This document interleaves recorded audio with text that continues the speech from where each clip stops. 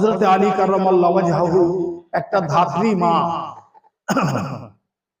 তাকে ডাকলেন, ডেকে বললেন যে দুজনার হাতে দুটো পিয়ালা দাও, দুটো মায়ের হাতে দুটো পিয়ালা দাও এবং তাদের স্তন থেকে দুধ টেনে সেই পিয়ালায় ফেলতে বলো। তাই করা হলো। দুই বাটিতে দুই সন্তানের মায়েরা তারা দুধ টেনে সেই বাটিতে দিলেন। দেওয়ার পরে হযরত আলী কাররামাল্লাহু ওয়াজহাহু সেই ধাত্রী মাকে বললেন যে তুমি এই দুধ দুটো পরীক্ষা করো, কোনটা গাঢ় আর কোনটা পাতলা। ধাত্রী মা যারা, তারা সে সময় আরবের বুকে ধাত্রী মায়ের দিয়ে তো দুধ পান করানো হতো, যার কারণে দুধের সম্পর্কে তাদের অভিজ্ঞতা অনেক বেশি। তো ধাত্রী মা পরীক্ষা করে দেখলো